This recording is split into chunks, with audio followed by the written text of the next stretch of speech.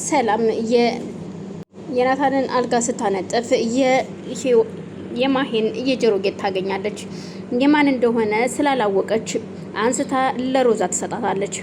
ሮዛም ደንግጣ ስለነበረ የኔ ነው በማለት ተቀብላ በእጇ ትይዘዋለች። እንደምንም ከደቂቃዎች በኋላ ወደ መኝታ ቤቱ ትሄድና ወንድሟ ጋር በሩን ከፍታ ከገባች በኋላ ፊት ለፊቱ ቁማ ነይ እንጂ ምነው እህቴ ቆምሽሳ ሲላት ይሄ የማን ነው የሚል ነገር ነበር ጥያቄዋ። ከኪሷ አውጥታ ስታሳየው ምንድነው ሲላት ይሄንን ሰላም አግኝታ ነው የሰጠችኝ ከዚሁ ካንተ መኝታ ቤት። ስለዚህ ይሄ ነገር ምንድነው? ምን እየተፈጠረ ነገር አለ ወይ ስትለው እህቴ ወይኔ ሰላም አገኘችው ወይ ይህንን ነገር እኔ አላቅም፣ ግን ለኔ ምንም እኮ አላለችኝም ሰላም። አዎ እህቴ ያን ቀን ሰላም ሂዳ የጠፋች ቀን ልፈልጋት እንደወጣሁኝ በዛው አምሽቼ ነበረ። እናም ወደ አንዱ መጠጥ ቤት ጎራ አልኩኝ። እዛ መጠጥ ቤት ጎራ ባልኩበት ሰዓት እንደጠጣሁኝ አስታውሳለሁ። ስጠጣ ነው ያመሸሁት። እስከ ተወሰነ ሰዓት ስጠጣ አስታውሳለሁ። ከዛ ከተወሰነ ሰዓት በኋላ ግን ምን እንደተፈጠረ ማቀው ነገር የለም ሮዝ። እዩልሽ እህቴ እኔ አላቅም። ከዛም በኋላ ሲነጋ ነው ራሴን ያወቅኩትኝ። እቤት እንዴት እንደመጣሁም አላቅም። እቤት መጥቼ አልጋይ ላይ እንዴት እንደገባው ወደ መኝታ ቤት ራሱ ማቀው ነገር የለም። ግን ከእንቅልፌ ባንኜ ስነቃ ያየሁት ማመን ያቃተኝ። እቺ የተረገመች ከኔው ጋር ተኝታ አገኘኋትኝ። ምን እንደተፈጠረም አላቅም።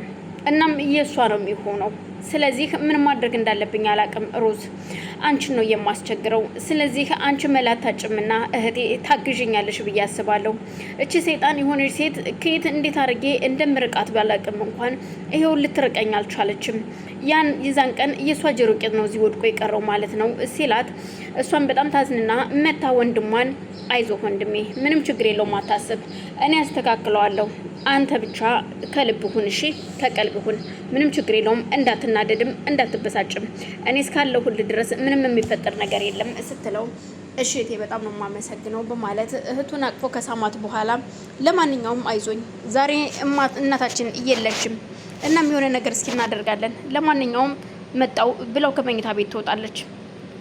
ናታል በጣም ተናዶ ስለነበረ እዛው መኝታ ቤቱ ቁጭ ብሎ ወደ ሳሎን ከደቂቃዎች በኋላ ወደ ሳሎን ይሄዳል። እናም ሰላም ቡና እንድታፈላና መጠጣት እንደሚፈልግ ሲነግራት ሰላምም እሺ ብላ በደስታ ሳሎን ቡናዋን አቀራርባ እያፈላችለት ነበረ። ቡናውን አፍልተው እየጠጡ እያለ ሁለቱ ብቻ ስለነበሩ ማንም ሰው ስላልነበረ ማሂም ከቤት ወጣ ነበር በድንገት። እናም ሮዝም ደግሞ ማሂን ማገትና ማሰቃየት ስለምትፈልግ ዛሬ እናታችን ስለሌለች ሁለቱ የራሳቸውን ላይ ማሳለፍ አለባቸው፣ ቤት ውስጥ እንደፈለጉ እንዲሆኑ በማለት ማሂን ለመበቀል እንደተለመደው የሽማግሌ አለባበሷን ለብሳ ፊቷ ላይ ጺሟን አድርጋ ሁሉ ነገሯን አስተካክላ ድምጿን ቀይራ ማሂን ለማገት ትሄዳለች። ማሂን የሆነ እንቅልፍ የሚያስወስድ መድኃኒት ነበር የሰጠቻት።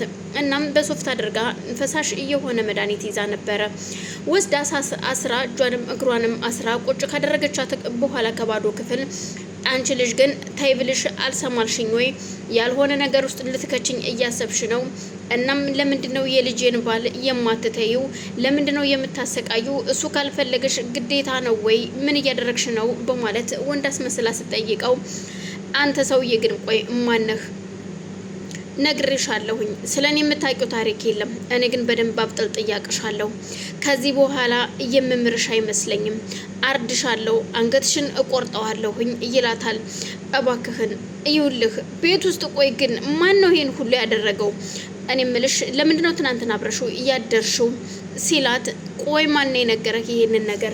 ምክንያቱም ስለዚህ አንድ ሰው ብቻ ነው የሚያውቀው፣ ያንን ደግሞ የምታውቀው ሮዝ ነች ስትለው ደግሞ የማናት ሮዝ? ስለምን ሮዝ ነው የምታወሪልኝ?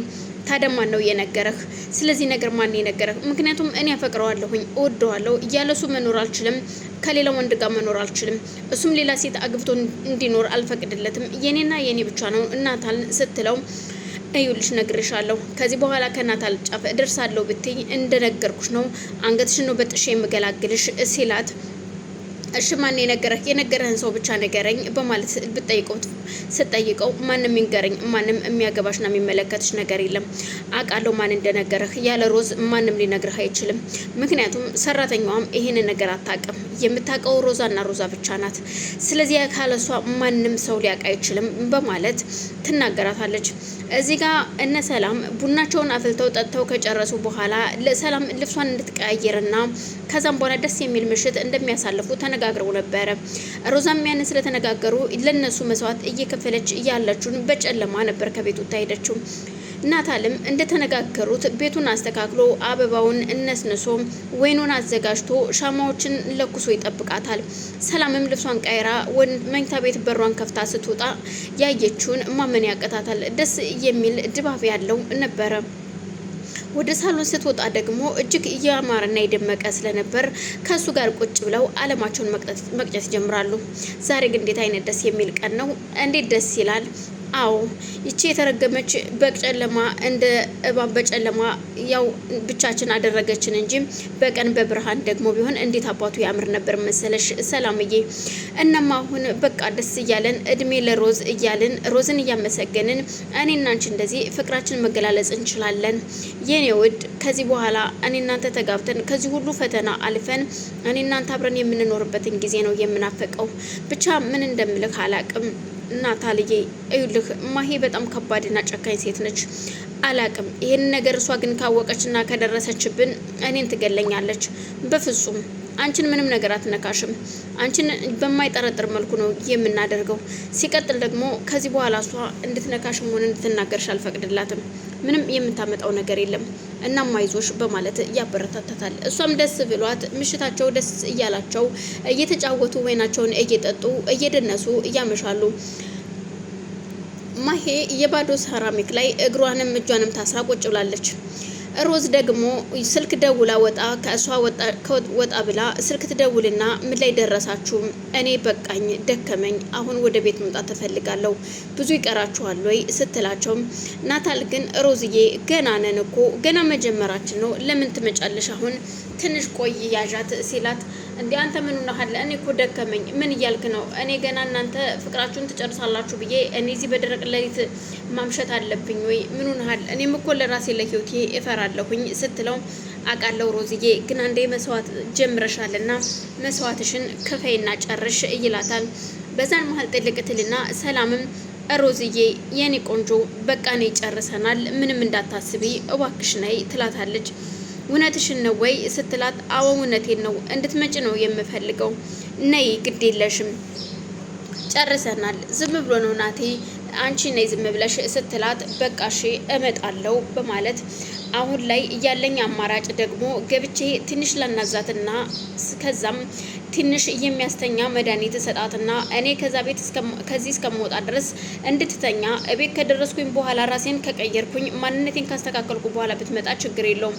ስለዚህ ያለኝ አማራጭ አሁን መድኃኒቱን ሰጣታለሁ፣ እጇን ፈትቼ እግሯን እንደታሰረ ጥያት እመጣለሁ በማለት ተወስንና ሮዝም እያደረገችው በሶፍት መድኃኒቱን ነክራ አፍንጫዋን ካሸተተቻት በኋላ እጆቿን ትፈታላትና እዛው መሬት ላይ አስተኝታት ነበር ሮዛ ወደ ቤት የመጣችው።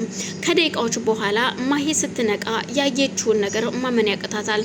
የት ነው ያለሁትኝ? እንዴት ነው እዚህስ የመጣሁት? ማን ነውስ እንደዚህ ያደረገኝ? በማለት ልብሶቿን ስታሸት የለበሰችው ልብስ ደስ የማይል ጠረን አለው። ቆይ ምንድን ነው እየተፈጠረ ያለው? ግን ማነው እንደዚህ እያደረገ ያለው? በማለት ብትጠራጠርም ግን ግራ ተጋብታ ምንም የምታውቀው ነገር እንደሌለ ታያለች። አሁን ስለዚህ ማን ያሰረኝ? በማለት የታሰረውን እግሮቿን ፈታ ያላት አማራጭ ወደ ቤት ስለነበረ ወደ ቤት ጉዟን ታደርጋለች። በዛን መሀል ደግሞ ሮዛ ድንገት ወደ ቤት ትመጣለች። ሮዛ ወደ ቤት ስትመጣ ወንድሟ ከፍቅረኛው ጋር አለሙን እየቀጨ ነበረ።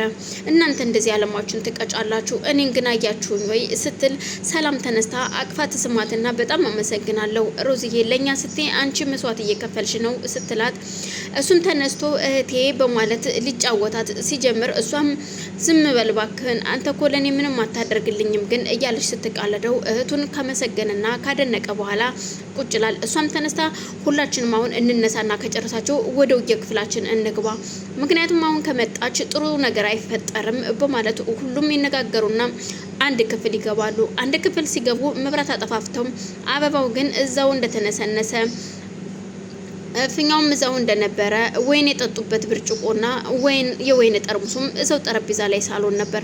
ስትገባ ማሄ ያየችው ማመን ያከታታል። እቺ ሴት ማናት በማለት ግራ ተጋብታ ስትፈልግ አበባውንም በንዴት ስትበትን በንዴት የመኝታ ቤት በር ሜዳ ስታይ ምንም አይነት ሰው የለም።